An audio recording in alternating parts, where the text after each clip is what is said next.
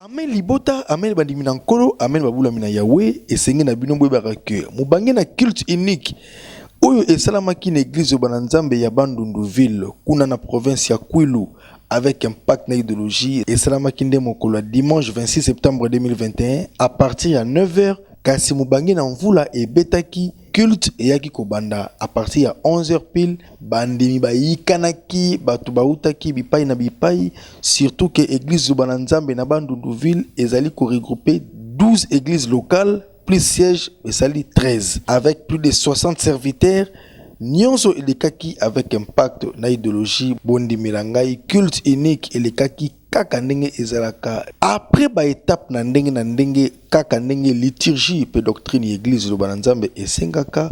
bondi milangai prédication et salamaki kitoko ba référence biblique na ndenge ezalaki surtout na Matthieu 3 verset 17 oyo bandimi ba comprenaki valeur ya liloba à travers prédication oyo motei apesaki toli. Après prédication ba étape na ndenge ya liturgie pe doctrine église kaka ndenge ezalaka. Esengi na bino be barake ba témoignage frappant oyo epesamaki awa na bandimi boyoka extrait ya ba témoignage ndenge bandimi ba témoignaki. Akato bangena nzambe na wasengai bona moi oyo nazalaki opéré na ère na bonne salle d'or na pour la prophète. Ba mufime batali mo bi oh. Yo na polo boy na oyo poto pero na polo boy osa na ngoni na bi. Polo eza ila mana na lati. Na komisi nzambe na lati polo ya ngoni na zo. Et na koti na salle d'or vraiment na tiemi sur le colo na tali nde poso ba kanya basinga à l'hôpital wana malanga liboso kwa sana opération somo.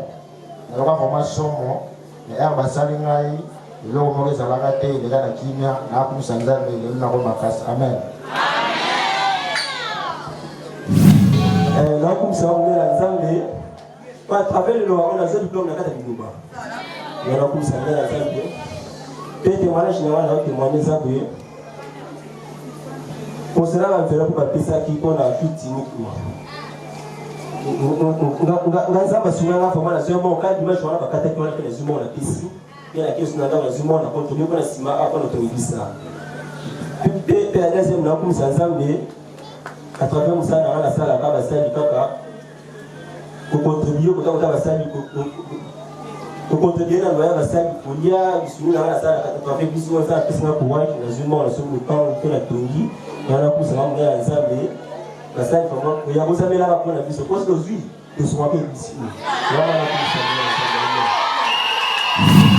Nde kokota tu baal bana kokota temela boto pesina bana siko bana wana otika bango na buku na bango yawe yokela mawa tala mikumba na ya ngona ti na zuka enveloppe pana na lali na enveloppe wana no kokate donc faiblesse makasi na olenga lenga nzoto mondinga nzoto mikwa ezosuwa pa makasi na bi nzambe na ngai na teke ezike pana yo makokata pana sembi Maintenant, 3 heures, mais lamuka. Na quel banda na ndio sukula. Mama chesi bi o sukula o kiwa. Na bite na ke ka église bine ta oloza. Olongwa o ke ngeso église. Na bite na ke ni na ke kokufela ka kuna église. Siko o ke na bana o ndenge. Tika ta bana na bina o ke kokufa na bana na ka église. To andi ko yana to na vandi pe na zima na sokoli. À 5 heures, même si la vie que l'autre nous a baba m'lève na moto. Na meni moi na kokite na bengi garçon moto zala ne memi na moi. A meni pe moi na tranjo ya na simbi mama aliboko non ko kakati. Na ela zeli na pe moto mama lo yo no kende kaka bwende ngeni. Yo mtoza bien te kozo kende ka église. Kozo ke église na bina o kende na ke ko kufela ka église na ye bisozo ka te ponani. Depuis na yo ya na komi awa wana ki vraiment bien te na bengi ba protocole ne ba ya ki wana ba satu ba eba mentsuma jimu suna pakoli lipamboli ya ngosi kuna mtu na tele nuko ya ona tatu la maneno ya wasali amen. Yango ande kona la isayo mubena akota keleki kuna ya munda alali na kaka ndaku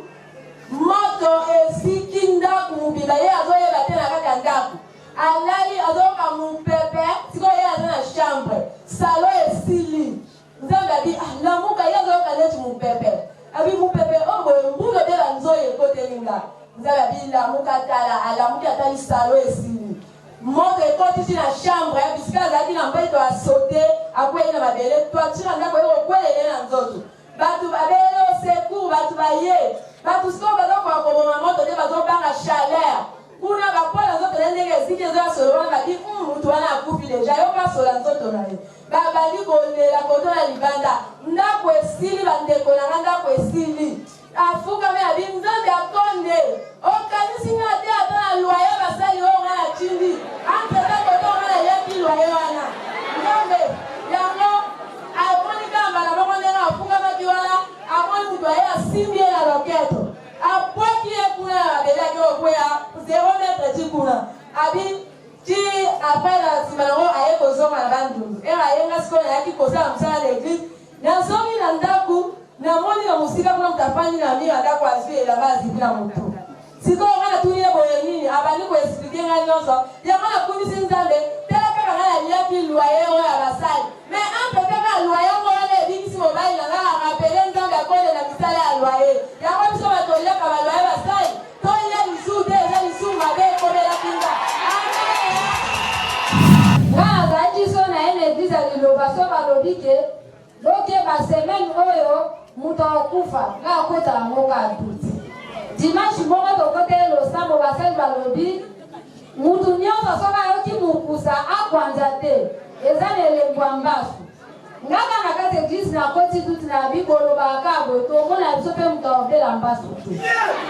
kale meme dimanche ale nazomi na ndako nga mutu aliboso nayoki mukusa na libele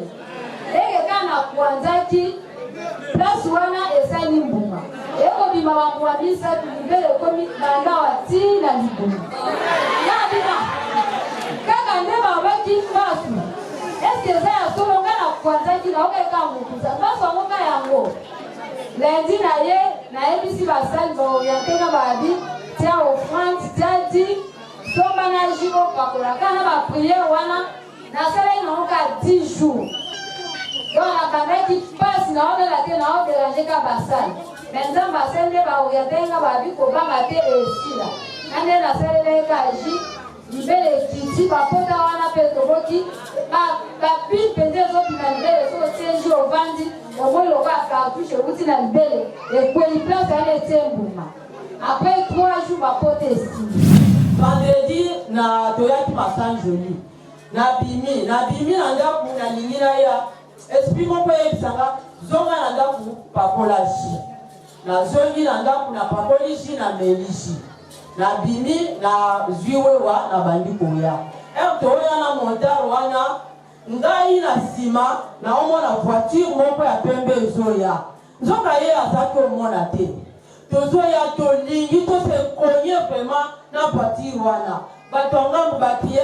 yo olingi okoma mama bato ndeni ya lobi montar c'est pas mon voiture wana te ya lobi te na monite na ebisete zala posé oza mobali zala posé lokola voiture wana erupe biso tokende ngana okesika mabete na okende église ya liloba na nzambe na epesi adresse toyeti tokomiti awa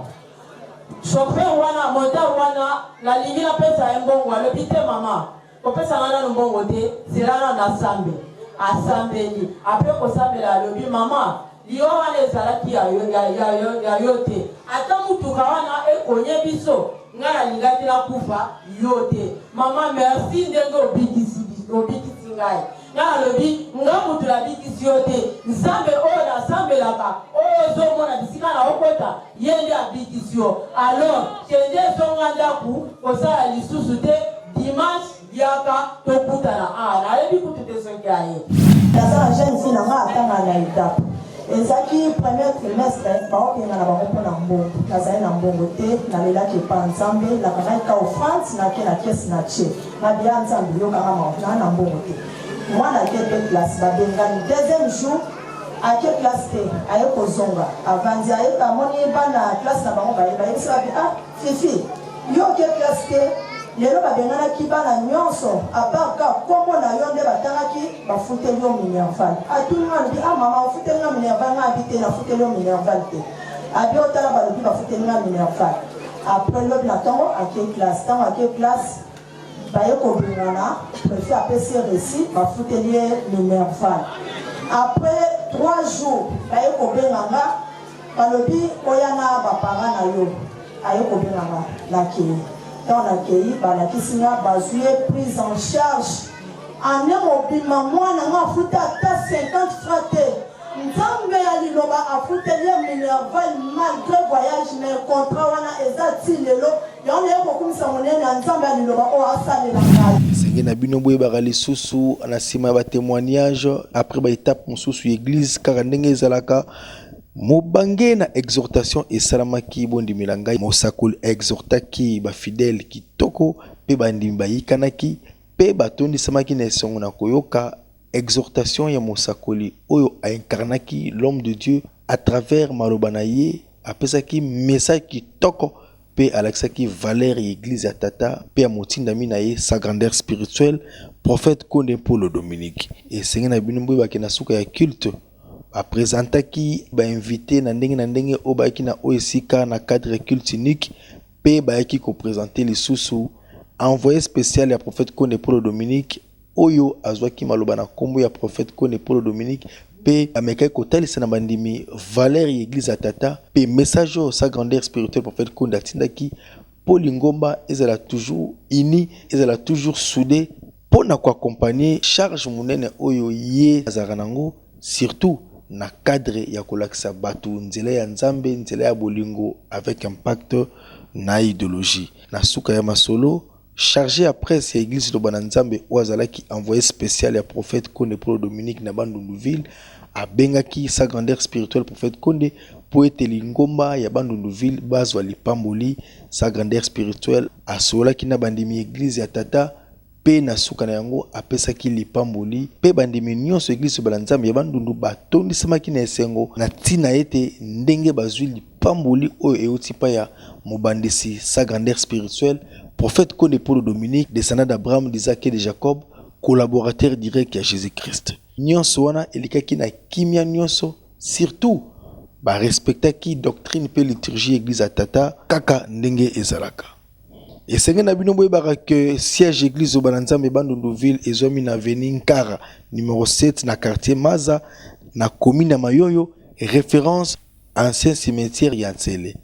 Tala boende ezalaka po bandimba tondi samaki pe bayikanaki pona kolakisa fidélité pe attachement na bango na sa grandeur spirituelle prophète Konde Paul Dominique malgré vula e betaki po bebisa événement kasi tata alakisaki ke yazali nzambe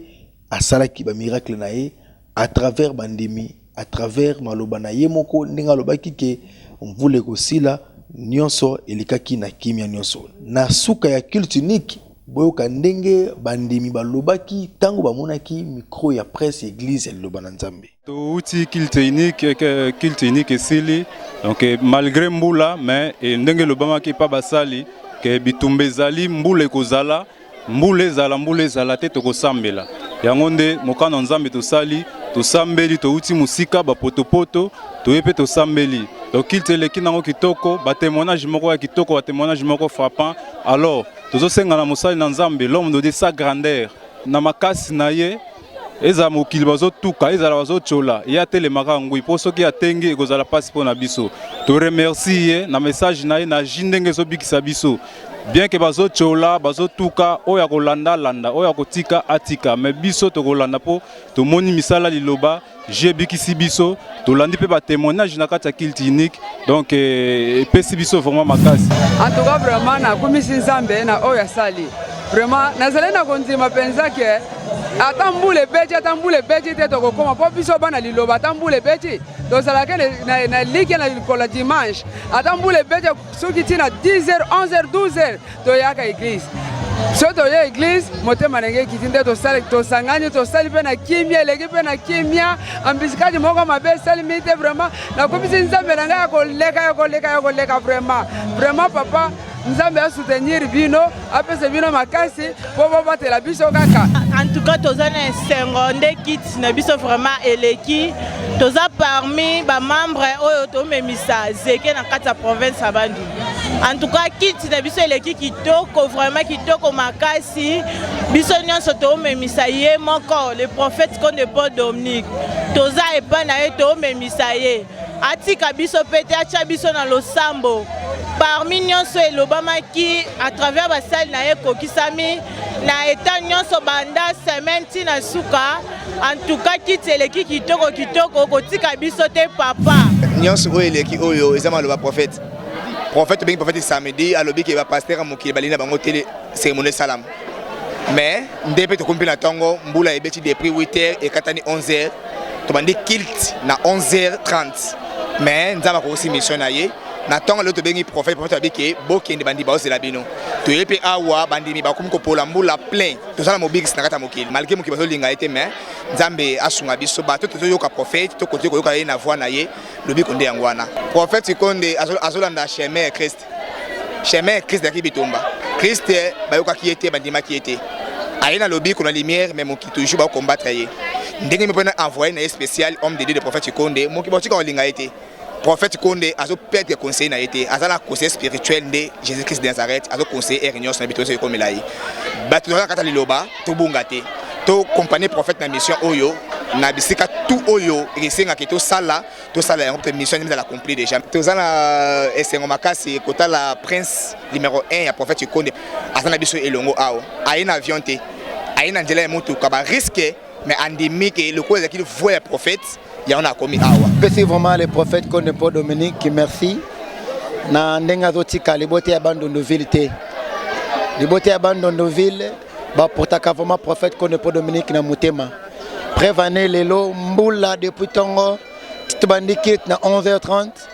quand même bandi ba se présenter nzambe vraiment abaksala bandi miaming nzambe vraiment apes encore l'homme de Dieu le prophète Konde Paul Dominique vie ya mulai koleka. Te remercier prophète, te remercier délégation nyonso bayaki po ba image boye ebima ba délégation ba sali ba effort ba yena se mbula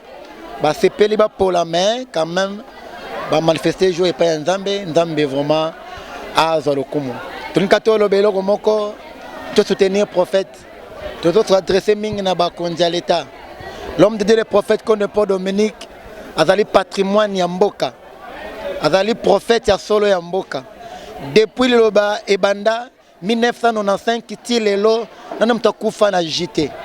so qu'il bato ba ko interpréter jina ndenga ya mabe ezaka kakimutema mabe en tout cas todo senga na gouvernement congolais tout en état de droit yango ezala kaka pona ba politicien te mais ezala mututu oyaza autorité baye ba ko soutenir yena oyaza na raison to yoka mukolo moko telem de na kaya viol Teo kai mkolombo kote na kai makamdenge bimaka non ba problème nyoto to ko accuser aza innocent nyoto na pona nini ba détruire force liloba pe ba longola ji or que ji ezobi kisabatu du jour au jour eza makomi o yawe apesi na mokanda na Esaïe ya balobi bien apesi ji po ebi kisabatu Gédéon pe également na Juge 6:19 alobi na pesi bino ji Bopa kolongo pote bobika soki le prophète aina jina mokele mabeza wapi Moïse apeki ye symbole ya bâton o moko po bikisa mais l'homme de Dieu le prophète Konde Paul Dominique nzamba pesi ji ya ngona pe ye po bikisa donc il a vraiment péché to senga na l'état congolais partout liloba ezali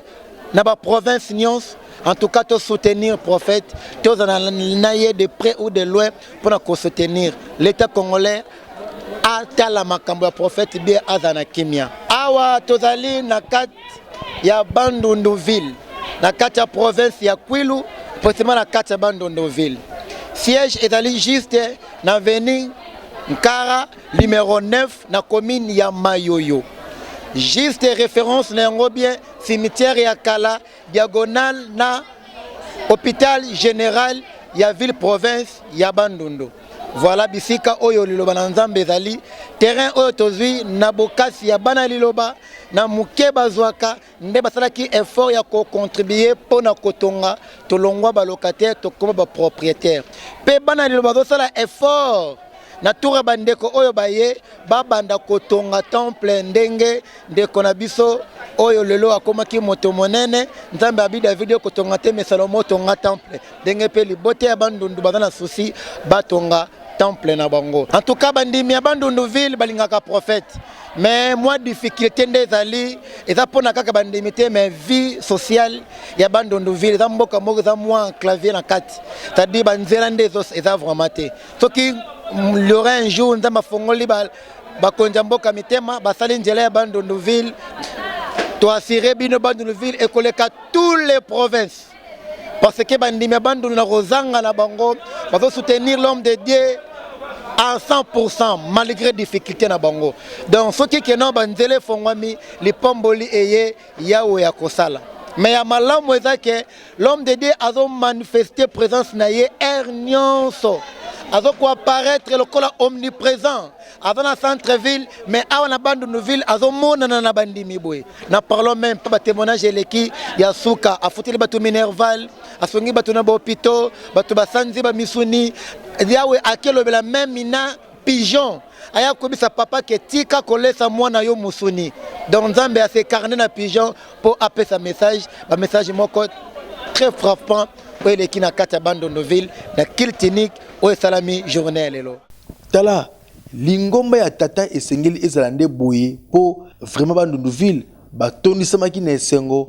pour na culte unique oyo esangisaki ba église locale nyonso église banzambe ya bandondo ville pe surtout que na bandimi na basali bazalaki même moral ya koyoka ba instruction ya prophète Kone Paul Dominique sa grandeur spirituelle prophète Kone Paul Dominique descendant d'Abraham, d'Isaac et de Jacob, collaborateur direct à Jésus-Christ. Amen Libota.